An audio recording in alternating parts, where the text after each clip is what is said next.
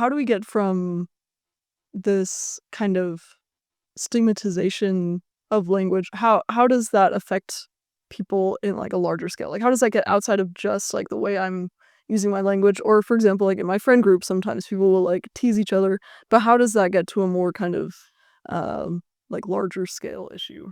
Yeah, so I teach a class on African American English, and so a lot of my examples come from that. And so there are some cases, for example, of children who are African American. They grew up in an African American family. They speak African American English in the home. That's how they learn language. That's the very normal way of using language for them. And then they get thrown into a public school. Let's say they're in a suburb that is predominantly white, and most of their peers in their kindergarten class are white and grew up speaking something close to standard American English. Now suddenly this black child in a predominantly white school is faced with this interesting situation where they're the ones that sound different. Suddenly they're different, whereas their entire lives they mostly talk to their families, and they realize that and they didn't think anything of it. But now they're the ones that are different, which mean, and the medium of instruction in public schools is often standard American English or something close to it. And so now the white children who grew up speaking standard American English don't have any barriers to learning because they speak the same variety of English that the teacher speaks.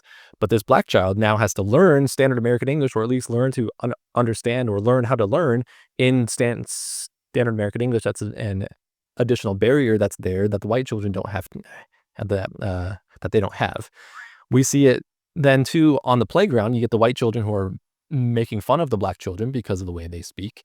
And we also see it in some teachers where it's like, oh, this black child doesn't know how to conjugate verbs. The black child is saying we be going to the store instead of we are going to store. Therefore, they don't understand language. They have some cognitive disability in some way. And so we have to put them in special ed or put them in some sort of speech class, which they don't need. There's no special ed or no cognitive thing. It's just they're using a different variety of language.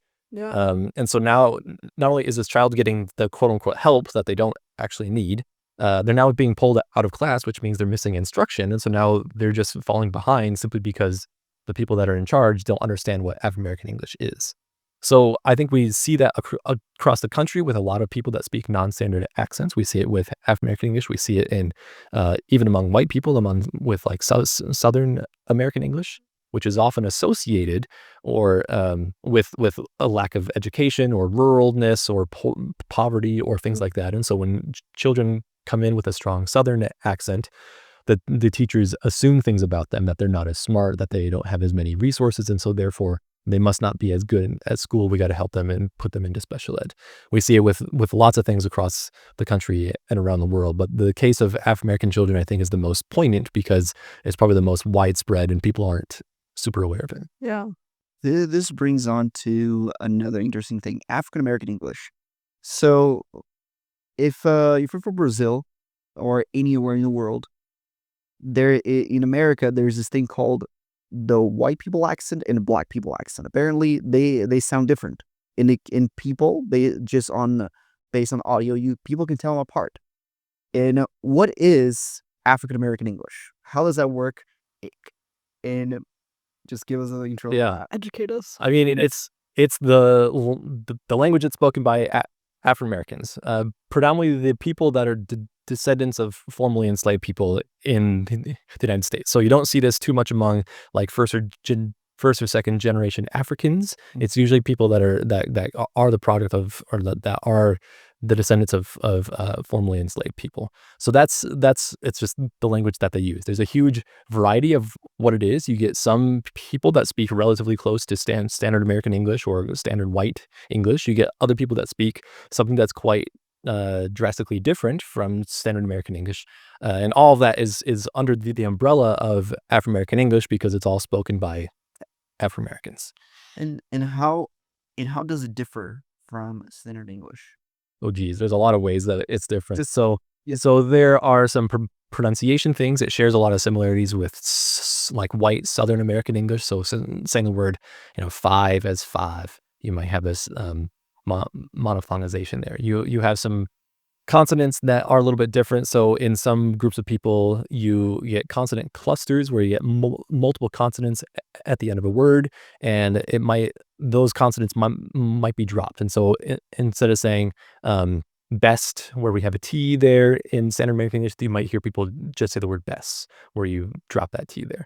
There's a whole bunch of grammar things. And so there's this thing called habitual be, where you use this word be just as it is. You don't get is, was, or word, just the word be. And it often refers to some ongoing action that sort of habitually happens or happens every once in a while. So things like I be going to the store on Thursday nights or something like that, which implies, I don't know if that's even the correct way of saying it. Hopefully people who are not experts in who are experts in African American English can forgive me for not having the best examples. But it's something that implies some sort of ongoing action or something that happens all the time. You could have a sentence like John be running, which just means that's something that he does a lot. He runs every morning or something like that. There's a whole bunch of other grammatical things that have to do with it, or that are part of African American English. You have other forms of the verb be are often dropped, and so you can say like he cool or she cool instead of he is cool, she is cool. There's some systematicity to that, so you can get that pretty commonly in the third person, but you don't get it in the first person. So I can say she cool and you cool, but you can't say I cool.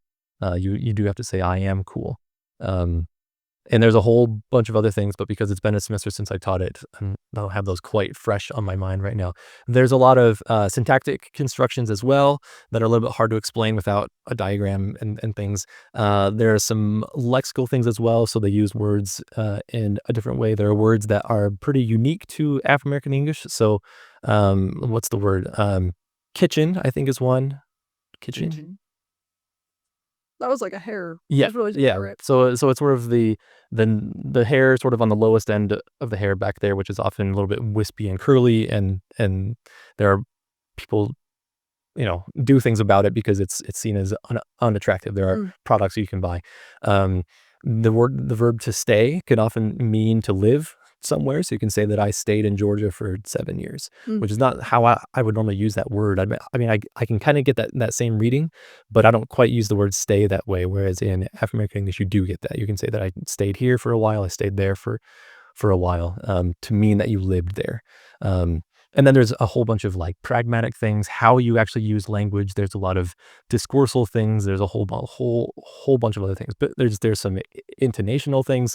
Any aspect of language that you can think of, there's something that can be a little bit different among some African Americans. And so in many ways, African American English is different from Standard American English. And I can't like list all of them, but yeah. Sure. So normally, I've seen the most commonly misunderstood aspect of African American English from my experience is the habitual be.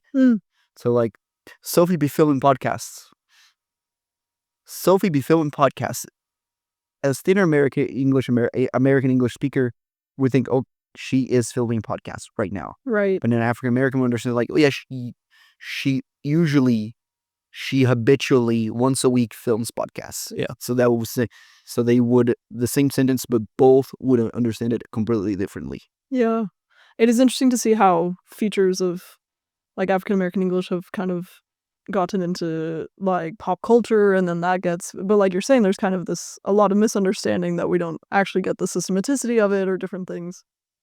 But yeah, I mean, there's a case when I first moved to Georgia, there are a lot of African Americans there, and so we went to Walmart, and I was looking for a job because I wasn't going to start grad school for a year, and so I just was sort of asking around for job applications, and so I went to Walmart and I was buying my things, and I talked to the cashier, who was black, and I asked if Walmart was hiring, and she said, "We be hiring." And I knew things about African American English at that point. So most people might interpret that to mean we are hiring perhaps right now. And that be, she just failed to conjugate that be. And so because she's uneducated or whatever thoughts go through people's minds. But because I had some familiar with African American English, I knew that we be hiring means we're always hiring. It's something that we just always do. Like it's an ongoing thing. And so at any point I could have turned in an application. I never did, but I could have, and I could have at any point because I knew that they be hiring instead of simply they were hiring at that time.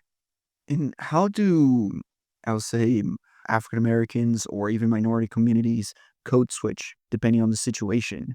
So they a lot of them do that. A lot of them are not able to do that. How does this dynamic work? Yeah. So when it comes to using language, all all language and language variants have what's called the indexicality, or this baggage that's associated with it. We've kind of touched on this, where like Southern American English is associated with being poor or being rural or being Southern or things like that. But there's no inherent reason for that. It's just this arbitrary meaning that's assigned to it, all the connotations and stuff. African American English has quite a lot of this, and it indexes a lot of these things having to do with African American culture. And it's a sign of, being part of the culture to be able to have some command of African American English. But African American English, so while it may be stigmatized in many ways by a lot of non-Black people, it is seen as locally very prestigious. It's a good thing to be able to have some command of African American English, even if society and the schools and mainstream American culture tell us that it's a bad thing. So among each other, African Americans often use African American English because it's just something that they do to help express their identity. They want to show each other that they're inside this community, and that's just the way that you talk to each other. But they've learned that when you're talking to maybe a white person, or talking in some situations where African American English is seen as inappropriate, and then people will switch to something that's closer to mainstream American English. Some people have a wide linguistic repertoire where they can switch from something that's quite drastically different from standard American English, and then instantly switch to something that's very much standard. Just as people can switch between Spanish and English Sure. with no problem. Other people maybe have a little less of a linguistic repertoire. So depending on how much exposure they have to standard American English, they might be able to code switch a little bit towards standard American English, but not quite fully get there.